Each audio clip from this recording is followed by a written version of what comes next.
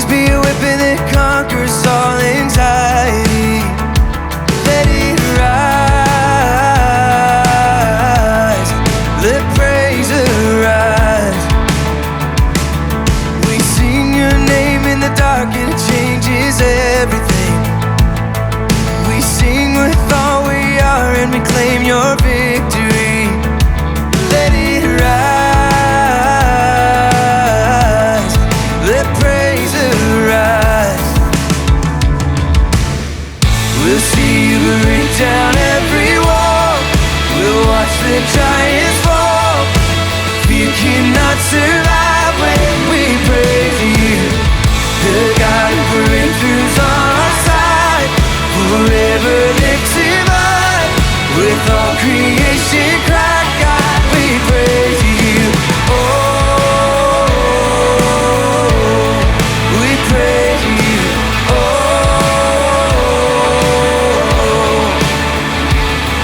let faith be the song that overcomes the raging sea. Let faith be the song that calms the storm inside of me. And let it rise, let faith arise, let it rise. We'll see you break down every wall. We'll watch the giants fall.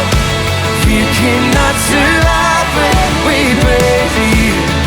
The God of breakthroughs on our side, forever lifted up. With all creation cry, God, we praise you. Oh,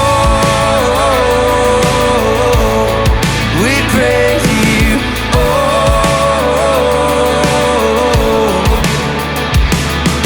this is what living looks like. This is what freedom feels like. This is what heaven sounds like. We praise you, we praise you. This is what living looks like. This is what freedom feels like. This is what heaven sounds like. We praise you, we praise you. This is what living looks like. This is what freedom feels like. This is what heaven sounds like. We praise you, we praise you. This is what living looks like. This is what freedom feels like. This is what heaven sounds like. We praise you, we praise. We'll see you break down every wall. We'll watch the giants fall. You cannot survive when we praise you. The God of breakthroughs on our side, forever lifted up. With all creation cry, God, we praise you. Oh, we praise you. Oh, yeah.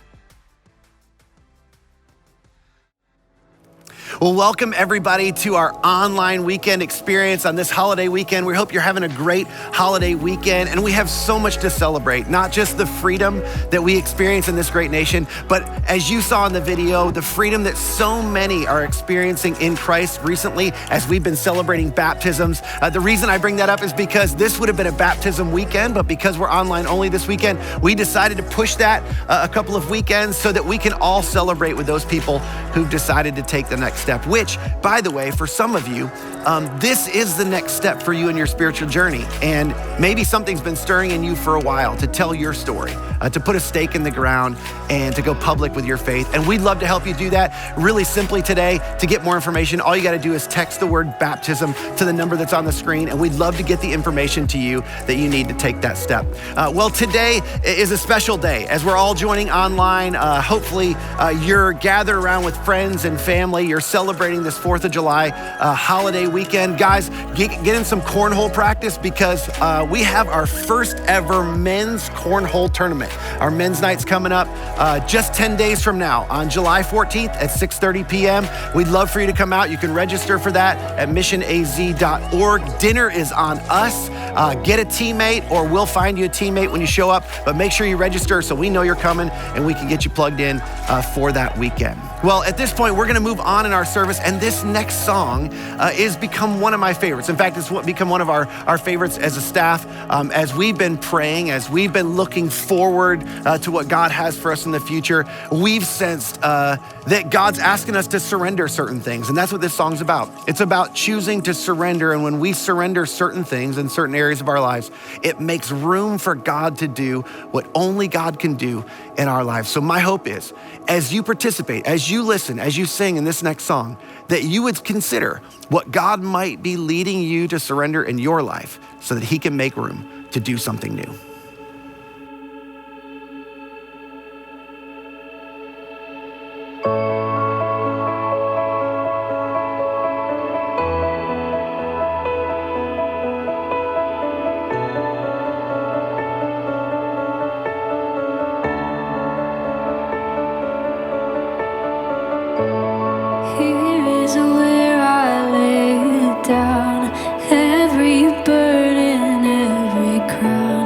This is my surrender.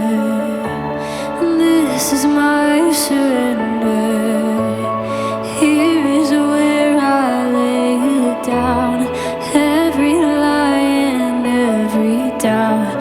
This is my surrender. And I will make room for you to do whatever you want to do whatever you want to. And I will make room for you to do whatever you want to do whatever you want to,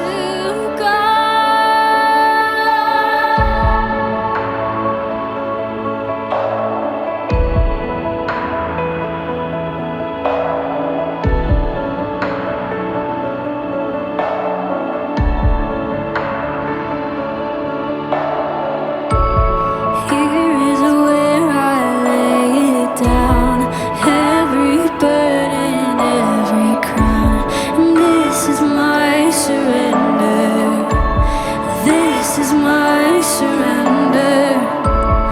Here is where I lay it down. Every lie and every doubt. And this is my surrender. And I will make room for you to do whatever you want to do whatever you want to.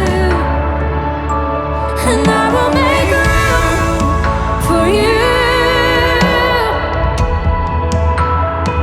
to do whatever you want to do whatever you want to. God, I will make room for you to do whatever you want to do whatever you want to. God, I will make room for you to do whatever you want to do whatever you want to. Shake up the ground of all my tradition. Break down the walls of all my religion. Your way is better. Your way is better. Shake up the ground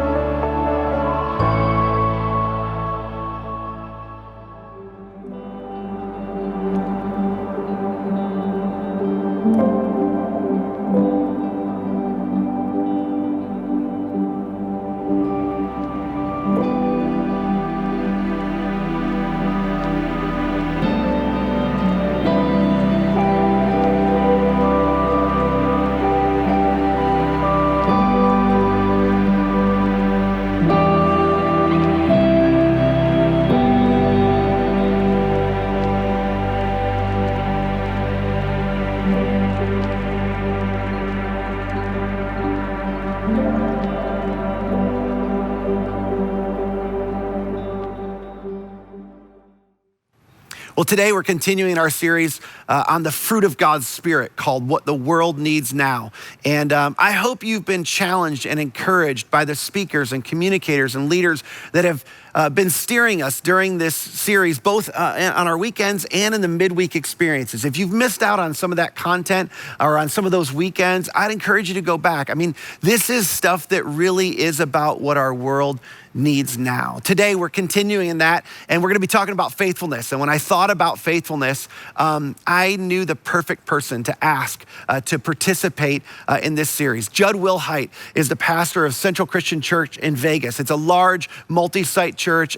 He's not only been a pastor to people in their churches and their multi-site church there, but really to that community that's gone through so many things over the last few years. And I first met Judd 12 years ago. And for the first few years of our friendship, it was sort of, we would text now and then, but 5 years later, I would realize the significance of that first introduction. And when I first came to Arizona to lead here at Mission, I was experiencing some things I'd never experienced before, that transition, that new leadership role. And somebody reminded me that Judd had done that. He was just ahead of me and done that several years before me and encouraged me to call him. And when I called up Judd, he answered his phone like a faithful friend would. And he has been one of the most helpful, encouraging, and faithful pastor friends I've had over the last 6.5 years as I've been here at Mission. And so I'm excited to introduce you to him today. But the other thing you need to know about Judd is he has cultivated extraordinary faithfulness in his personal life. Judd is in recovery, and he's been sober. He's been faithful to his sobriety for 32 and a half years. As a matter of fact, if you ask Judd, he still carries a chip in his pocket. And the reason he carries the chip in his pocket is not to stay chained to the past, but to remember to be compassionate to people around him. He would tell you that God's grace is for everyone. And that's probably why he's the perfect person for our church. He believes that anyone and everyone is available, is a candidate for God's grace in their life. And so I hope as you listen to Judd today, you'll recognize that he has an extraordinary credibility to speak on this topic of faithfulness. And I've gotten an opportunity to preview the content, and I can just tell you, what you're in for blew me away. It was beyond my expectations. So I want you now to listen, to think about, and make room in your heart for what God might want to say to you through our good friend, Judd Wilhite. Hey, what's up, everybody? So good to be here with you. And you know, one of the phrases that I've heard a lot this last year is just the phrase, I can't wait to get back to normal. I mean, I can't wait to get back to like full concerts or venues or sporting events. I can't wait to get back to no masks and no social distancing. I can't wait for family gatherings or reunions or travel. I can't wait to get back to normal. And it does feel like those realities are starting to happen fast. But I just wonder today, how tragic would it be if we simply went back to normal without changing at all? I mean, for a lot of us, normal is not nearly as good as we're recasting it in our minds to be. For some of us, back to normal would literally mean going back to the same old bitterness, or back to the same old negativity, back to the same old cynicism, or the same old destructive behavior, or the same old exhaustion. So I don't know about you, I don't really want to get back to normal. I want to get back to better. And I don't simply want to go back to the way things were. I want to move into the future that God has planned for us. I don't just want to see the capital C church go back to the church as it was. I hope we learn from the past and become the church that God is calling us to be. I believe God can use what you've been through to give you a breakthrough.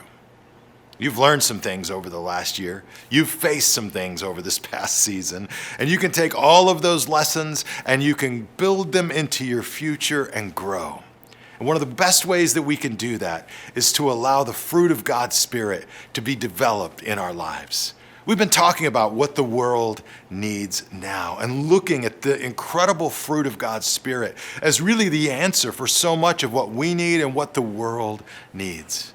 When we come to faith in Jesus, when we trust him, his Holy Spirit comes into our lives and guides us and corrects us. And over time, we bear the fruit of God's Spirit, as you've been learning. In Galatians 5:22 and 23, Paul writes, "But the Holy Spirit produces this kind of fruit in our lives: love, joy, peace, patience, kindness, goodness, faithfulness, gentleness, and self-control. There is no law against these things." See, these are the qualities, really, that we all long for, and they're the healthy characteristics of a Spirit-filled life. The first fruit that we see in this list, it really corresponds to our relationship with God. It's love, it's joy, it's peace. And then the next set of fruit, Paul's list kind of relates to our relationship with others: patience, kindness, and goodness. These are traits that emanate from God's character. And then towards the end, the list of spiritual fruit starts to touch on really our relationship with ourselves. It talks about faithfulness, gentleness, self-control. These are evidences of self-discipline brought by the Spirit's guidance, comfort, and correction. In fact, the word for faithfulness is usually just translated faith, but here it seems to mean not simply the faith which relies on Christ or on others, but it's the faithfulness which invites others to rely on us. More simply, it's not trust, but trustworthiness, the solid dependability of those who keep their promises and finish their tasks. Faithfulness is an important fruit of the Spirit, and I want to talk to you about that today. See, God's better future is made possible by today's faithful actions. One aspect of faithfulness that can really help us focus in is this aspect of simple, healthy, daily habits. There's been a lot of research into the power of habits. And habits basically run our lives, for good or for bad. A habit's just something you do today and every day, really without even thinking. In fact, James Clear has written a powerful bestseller called Atomic Habits. And in this book, he sort of lays out the 3 levels of change and how we kind of move through these levels of change. The first level of change is simply goals. And if you're like me, you love to set goals. You're good at setting goals. But maybe you're not so good at following through with those goals. You get overwhelmed or you get busy. Your willpower runs out before the change shows up. A lot of us are good at setting goals, but the follow through is something else. And that's really where habits come in. A habit is one small change that you can do with big faithfulness. See, if the goal is to read 10 books a year, then you commit to simply reading 3 pages a day. If the goal is to get more organized, you commit to decluttering 1 drawer or box a day. You start small and you keep going until it becomes something you do automatically. Now, I know older research used to say that it takes like 3 weeks to form a new habit, but a lot of newer research is saying it can take anywhere from 18 days to 254 days, and that is quite a spread. I'm not exactly sure where they get that, but the average is about 2 months. So if you stick with a habit long enough, it's no longer just a habit. You enter into what we might call the third phase of transformation, which is identity. And now it just becomes a part of who you are. It's not that you read so many pages a day, it's that you're a reader. It's not that you work out every day, it's that you're a runner, or you're a neat freak, or you're a tea drinker, you're a health nut, you're a follower of Jesus, you're a churchgoer. This is the most powerful level of change because it starts to change the way you relate to things that maybe you used to struggle with. It's an identity thing. James Clear says, "You do not rise to the level of your goals, you fall to the level of your systems." Let me just say that again. You do not rise to the level of your goals, you fall to the level of your systems. And I might tweak this and say that you fall to the level of your habits as well. So maybe the first question to ask is, if I'm going to kind of build back to better in this new season, what's the one thing that I need to change in my life? Well, what's one thing I can focus on? What is God calling me to change? Now, of course, you might have multiple things come to mind, but this is a key to help you succeed. Start by just picking one thing. I want to grow in my knowledge of the Bible, or I want to stop this addictive behavior, or I want to feel more connected with my child or my spouse. I want to feel more secure in my finances. I want my pants to fit again. Hello. Then just create an everyday habit, something small, and do it every day. And do it at least for 2 months on average. And then and I don't know what it is. Maybe it's just like I'm going to say one encouraging thing to that child or that spouse every day. Or I'm going to write down everything I buy every day, and then I'm going to add it up at the end of the day. Or I'm going to walk around the block once per day, every day. Maybe you could do more, but I would suggest that you keep it small and you keep it simple and you keep the promise until the habit becomes a part of who you are. And then pick the next thing that you want to change. Because the truth is, like, what you do every day determines who you become someday. What you do every day is what determines who you become someday. In fact, if I was to just be a fly on the wall in your life and I was to watch how you live your life over a couple day period, I could have a pretty good framework for where you'll eventually be in a lot of different areas in your life, unless things change, because what you and I do every day, that's what determines who we become someday. So when I think about my own life and the lessons that I've learned in this past year, a lot of things come to mind. There's a lot of things that have become really important to me. Many of them already were. They're even more important to me. God, family, church, meaningful work, friendships. I want to cultivate things that matter most. And, there's some core habits in my life that I've already been doing and that have sustained me. And there's at least one that I'm trying to engage in now going forward. And I'm prayerfully asking God to grow my faithfulness in this one new habit and in the continuation of these other habits. And let me just share mine with you. These are my daily habits that I hope will help me grow in my faith and become the kind of father and husband and individual God is calling me to be. They're very simple. My first one that I'm trying to be faithful to is simply this: to spend my first 15 minutes with God every day.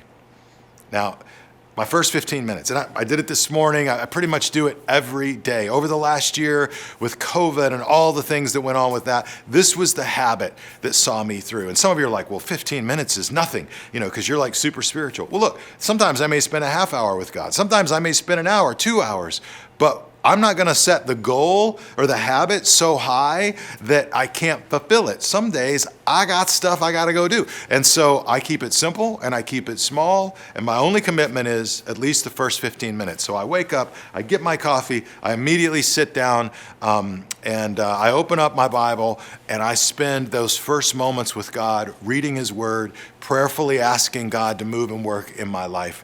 It's a key habit. Another habit is this: to tell my wife and kids I love them every day. Life is a gift and tomorrow is unknown. And the last year taught us that so profoundly. So I'm trying to text more intentionally, call more intentionally, tell them I love them each day. Third habit is to simply give thanks for the church and to pray for my church every day. I read recently that 29% of pastors in America seriously looked at quitting the ministry altogether in the past year. I don't mean leaving like one church in one area to go serve in another church. I mean leaving ministry altogether, almost 30%, literally working in another sector in their life. And I think it just goes to show it's been a challenging year for so many sectors of society. And the church has not been exempt from that. It's been a really tough year on church leaders as well. I'm trying to cultivate my gratitude. And I think over the last year, one of the ways that I've stayed engaged in the work God has called me to do and kept a great attitude and have done well with it is because every day I'm praying for our church and I'm praying for God to work through our church to help our cities. Can you imagine where we would be right now if it wasn't for all the work churches did this last year to encourage people, to pray for people, to feed the hungry, to help individuals? I don't want to take it for granted. Another habit that I'm trying to engage in every single day is to read or listen to books for 15 or more minutes a day. I mean, I love music and I love listening to music, but I'm really trying to engage this habit to keep learning, listening to podcasts, listening to audiobooks, to lift my leadership lid. Leaders are learners. And I just want to keep learning all the time. Sometimes I listen to a lot more than 15 minutes or read a lot more than 15 minutes. But my habit that I'm trying to lock into is just 15 minutes a day. Now, these are the habits that I felt like helped sustain me through this past year, helped sustain my marriage, helped sustain my faith. I've been faithful to them, and I want to continue to be faithful to them. I'm asking God's Spirit to cultivate that faithfulness in me. But I want you to think about your habits. Maybe pick one area that you want to change. For me, the one habit that I'm trying to be faithful in is simply this: to work out more days a week than not. That's it. When COVID hit and the gyms closed, I closed my little home gym in solidarity. I didn't want everybody else to not be able to go, and so I was just trying to keep it fair. But I've been so flaky and so sporadic about working out. And here's the thing: at my age, my health decisions there's really not about what you look like anymore. It's now about being healthy and going the distance and being present to do the things that God is calling you to do. And so I'm trying to work out more days a week than not. I don't work out because I love it. I don't. I'm working out so that I can be healthy enough to do what God calls me to do in the days that I have left. See, I believe that our ultimate identity is in God. And if we'll simply lean into His Spirit, let Him cultivate that faithfulness in us. Lean in and listen to the thing that maybe He's calling us to change in our lives, the thing to address. Maybe boil that back down to a simple habit and start to engage it. You could see that victory go from just maybe a goal in your life to a habit in your life, all the way to an identity thing in your life. Because we're God's, we're His kids. He has plans for you. He can actually fuel the changes that you feel from healthy habits and allow them to become a part of who you are. You're not a number on a scale. You're a child of God. You're not a number in your bank account. You are a child of God. You're not the worst things others have said about you. You're a child of God. You're not a hopeless case. You're not too old to make a difference. You're not too young to have influence. You're not too broken to matter. You're more than your bankruptcy, or more than your breakup, or more than your medical condition. You're more than your follower count, or more than your anxiety, or more than your job title. You are more than what's on your resume. You're more than what you may have lost. You're more than the labels people put on you. You're more than what you do. You're more than what you fail to do. You're more than your regrets, and you're more than what you even think is possible. You're God's kid, and He has a future for you. And if you will cultivate that faithfulness, let it grow in your life, boil it down to a simple habit, and build one better habit, you're going to set yourself up to have that become a part of your identity. And people will one day, they may ask why you're doing it. One day, they're going to ask how you did it. Because what you do every day, that's what determines who you become someday. So ask God to cultivate that faithfulness in you. Pray this week about one thing that maybe you need to change in your life. One simple habit that you could develop. Keep it simple, keep it small, and just start to do it every day. And just stay with it. And then as eventually it becomes a part of who you are, take another small, simple habit and begin to build it into your life. God's better future is made possible by today's faithful actions.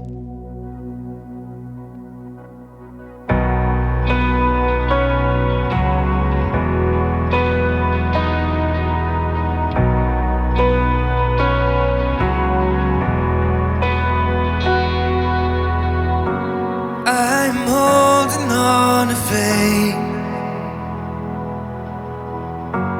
'cause I know you make a way. I don't always understand, I don't always get to see, but I will believe it, yes I will believe it.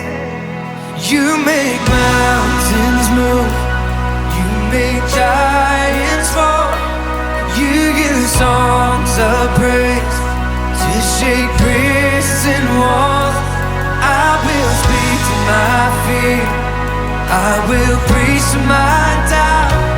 You were faithful then, you'll be faithful now.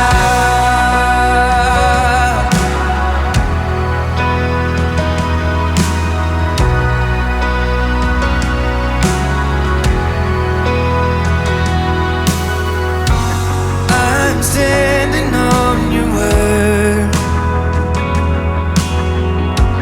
calling heaven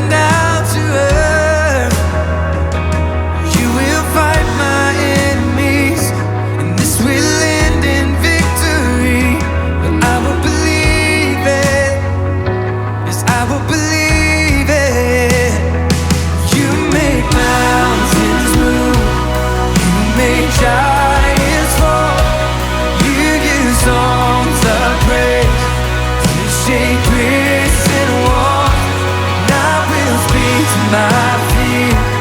I will preach to my doubt that you were faithful then. You'll be faithful now. You were faithful then. You'll be faithful now. And I know you never fail. And I know you never will.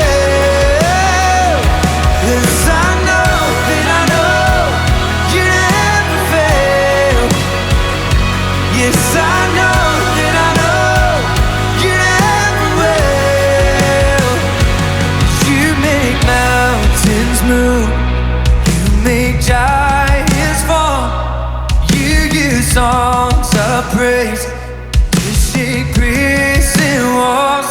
And I will speak to my fear. Oh, I will preach to my doubt. You were faithful then. You'll be faithful now. You make mountains move. You make giants fall. You use songs of praise to shake these prison walls. And I will speak to my fear. Oh, I will preach to my doubt that you were faithful then. You'll be faithful now. You were faithful then. You'll be faithful now.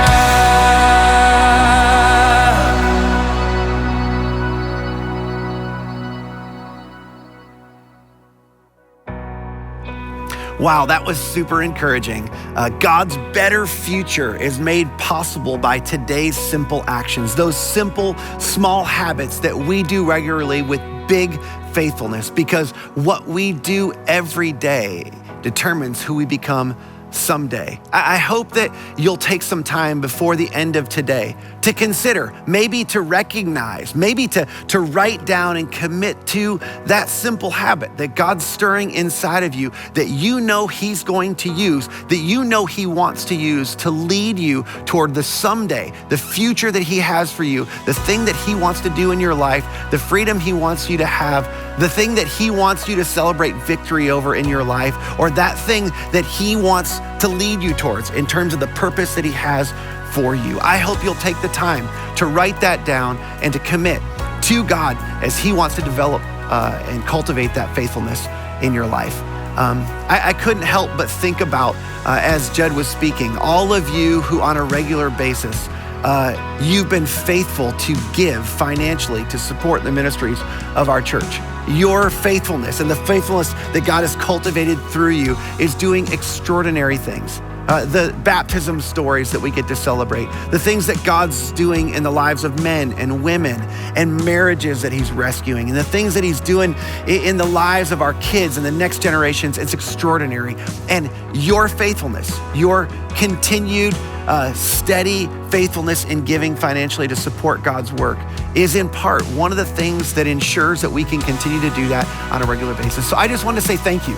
It made me think of you, and I wanted you to know that we're always so grateful to partner with you in that way, to allow God to do what He's doing and what only He can do in our midst. So we're gonna give you an opportunity to do that before we conclude our service, but here's what I want you to know. We're not done. We have 2 more parts to this series. This midweek experience this upcoming week, Steve Carter is going to be leading our conversation. He's going to be talking about self-control. And then next weekend, we've invited an NFL linebacker to talk about gentleness. How about that for a concluding weekend? As a matter of fact, he's an NFL linebacker that was originally drafted by the Cardinals, played here for 4 years, and then he went on to Chicago. So that's a little bit of a teaser. He's going to be with us next week to conclude our series. I'll be back with us next week to conclude the series. But we hope you have an amazing week, and we look forward to seeing you online this upcoming week.